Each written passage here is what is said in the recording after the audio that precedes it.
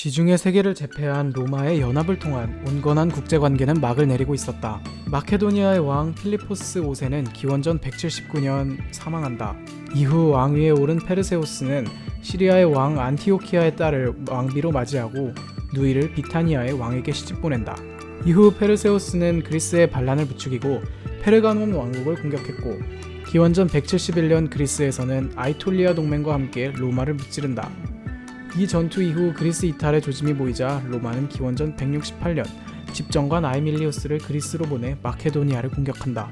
로마는 마케도니아 왕국을 멸망시키고 4개의 자치국으로 만들었다. 이후 그리스는 20년간 자치도시로 남았다. 그러나 기원전 150년 왕조의 재건을 기지로 안드리스쿠스가 마케도니아 잔당들을 부추긴다. 로마는 기원전 148년 피드나에서 잔당들을 무찌른다. 아카이아 동맹은 이에 반발하여 기원전 146년 로마에게 선전포고를 하나 로마에게 무참히 깨진다. 이후 로마는 코린트를 비롯한 배신한 그리스 도시들을 불태우고 그리스를 속주로 삼는다. 역사가 폴리비우스는 그리스를 망하게 한 것은 그리스인 자신이라고 평했다.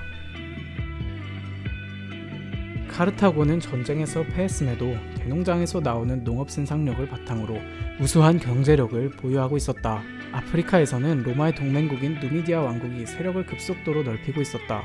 위협을 느낀 카르타고는 용병 6만 명을 이끌고 누미디아 국경을 침입한다. 로마는 2차 포에니 전쟁 이후에 맺었던 카르타고는 로마의 승인 없이 전투를 할 수 없었다는 조약을 어겼다는 구실로 4개 군단을 카르타고에 보낸다. 기원전 149년 카르타고는 무조건 항복과 인질 300명을 로마에 보냈다. 문제가 일단락되는 것처럼 보였다. 그러나 그리스에서 독립운동이 일어나고 로마군은 그리스로 돌아가 코린트를 불태운다. 그리스와 같은 반란을 예방한다는 이유로 로마는 카르타고에게 수도 카르타고를 파괴하고 주민은 해안에서 약 15km 정도 떨어진 곳으로 이주를 명했다. 카르타고 주민들은 이에 분노했고 로마와의 전투를 결심한다. 로마는 기원전 148년 카르타고의 군대를 파견하고 기원전 146년 7일간 포위하여 함락한다. 도시는 파괴되고 주민들은 모두 노예로 팔린다. 이후 로마는 기원전 133년 에스파냐의 누만티아를 파괴하고 지중해를 손에 넣는다. 그라쿠스, 티베리우스 그라쿠스와 가이우스 그라쿠스 형제는 포에니 전쟁 때 활약했던 스키피오의 외손자로 태어났다. 원래 로마는 계층 간 격차가 크지 않았다. 리키니우스법, 호르텐시우스법을 통해서 평민층과 귀족층 간의 갈등을 최소화하고 전쟁 비용 동안 국가에서 부담했다. 그러나 기원전 200년 2차 포에니 전쟁을 경계로 사회가 급변한다. 로마의 최고 권력자인 집정관은 대귀족들에게 집중되었다. 원로원 계급의 사람과 그렇지 못한 사람 간의 계급이 정착되었다. 급작스레 늘어난 영토로 인해 이를 관리하는 원로원의 권력이 매우 강해졌다. 원로원은 로마의 외교권, 인사권, 재정권, 사법권, 군사권을 모두 장악하고 있었다. 대부분의 원로원과 기사 집단은 대농장과 고리대로 재산을 불렸고 늘어난 토지와 전쟁 노예로 인해 자영농 체제에서 대농장 체제로 변하며 로마의 빈부격차는 극대화되었다. 이 시기인 기원전 134년 티베리우스 그라쿠스는 호민관에 당선된다. 당선된 그는 인당 토지수 제한, 국유지 양도 금지 등을 포함한 셈프로니우스 농지법을 제출한다. 원로원의 반대에도 티베리우스는 3인위원회를 설치함과 동시에 동료 호민관을 탄핵한다. 그러나 돌연 페르가몬 왕국이 로마에게 영토를 바친다. 이 영토를 속주로 삼고 싶어하는 원로원과 자영농에게 토지 분배를 희망하는 그라쿠스의 갈등이 표면화되었다. 이후 티베리우스는 원로원이 독점하던 배심원에 기사계급을 추가하는 법안과 병역기간을 단축하는 법안을 제출한다. 원로원은 티베리우스의 재손을 막기 위해 기원전 133년 호민관 선거일 카피톨리누 언덕에서 그와 지지자들을 살해한다. 티베리우스가 죽은 이후 농지개혁은 동력을 잃는다. 그러나 티베리우스의 개혁으로 사회는 조금이나마 안정되었다. 역사가들은 이를 로마 내부 갈등이 표면화된 시발점으로 본다. 기원전 124년 동생 가이우스 그라쿠스가 호민관에 당선된다. 그는 농지법 재승인을 요청한다. 또한 그는 국가가 일정량 밀을 사들여 빈민에게 싼값에 공급하는 복지정책인 공물법도 제출한다. 이후 공공사업법, 식민법, 선거법, 배심원 개혁법 등을 제출하였고 그의 인기는 하늘을 찌른다. 이후 그는 로마 시민권을 부여하는 영역을 확대하는 로마 시민권법을 제출한다. 기존 체제의 위협을 느낀 원로원은 가이우스를 낙선시키기로 한다. 그들은 여론전을 펼쳤고 동료 호민관의 드루수스를 당선시킨다. 가이우스에 대한 지속적인 공격은 성공을 거두었고 기원전 122년 가이우스는 낙선한다. 분노한 가이우스와 그의 지지자들은 강경파로 돌아서고 원로원은 그들을 폭도로 규정한다. 결국 기원전 121년 가이우스 그라쿠스도 살해되며 그라쿠스 형제의 개혁은 실패한다. 그러나 이들 형제의 개혁은 로마 내부의 문제를 수면 위로 드러냈다는 의의를 가진다. 기원전 107년 가이우스 마리우스가 집정관에 당선된다. 당시 로마군은 동쪽에서는 트라키아족, 북쪽에서는 갈리아인, 아프리카에서는 누미디아의 유그르타에게 패하며 힘든 시기를 겪고 있었다. 마리우스는 아프리카 전선으로 가면서 군단을 징집병에서 지원병으로 바꿔 직업군인을 모집한다. 이들은 독수리를 상징으로 삼고 북아프리카에서 유그르타를 무찌른다. 기원전 102년 50만이 넘는 게르만족이 로마를 향해 대이동을 시작한다.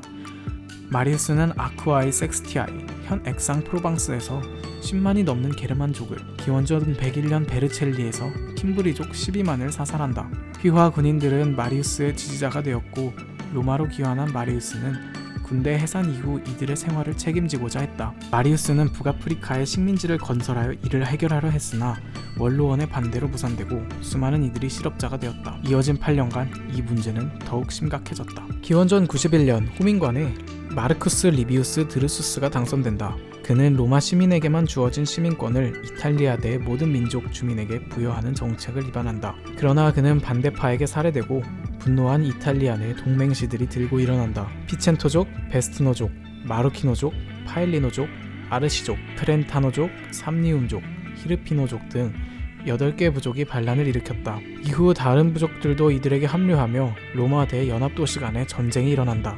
로마에 속했던 정규군을 주축으로 한 이들 8개 부족은 아펜니노 산맥 근처에 수도를 정하고 이탈리아라는 신생 정부를 세운다. 다급해진 로마는 갈리아와 누미디아의 지원군을 요청한다. 기원전 90년 로마는 내내 격전을 치룬다. 이해 겨울 집정관 루키우스 율리우스 카이사르는 율리우스 시민권법을 제출하여 동맹 도시 주민이 로마 시민권 취득을 인정한다.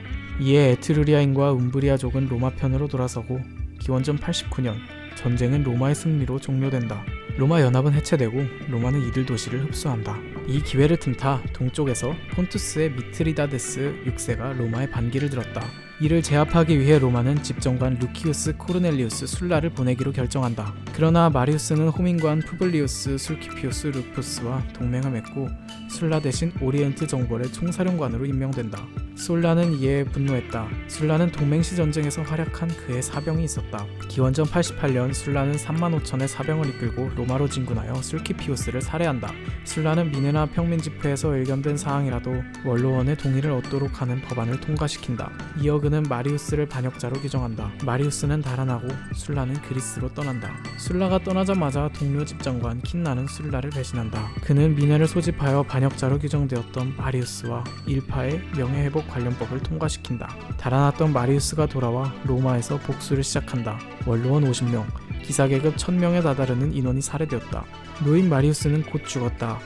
마리우스가 죽자 킨나는 플라쿠스를 집정관에 앉힌다. 그는 술라를 총사령관직에서 해임하고 국외 추방을 결의한다. 이후 로마는 그리스에 정규군을 다시 보낸다. 이에 미트라다테스 왕과 강화를 맺은 술라는 로마 정규군을 격파하고 흡수한다. 술라는 로마 패권 아래 폰투스, 비타니아, 카파도키아 사이에 상호 불가침 조약을 맺게 한다. 이후 그는 속주세를 부활시킨다.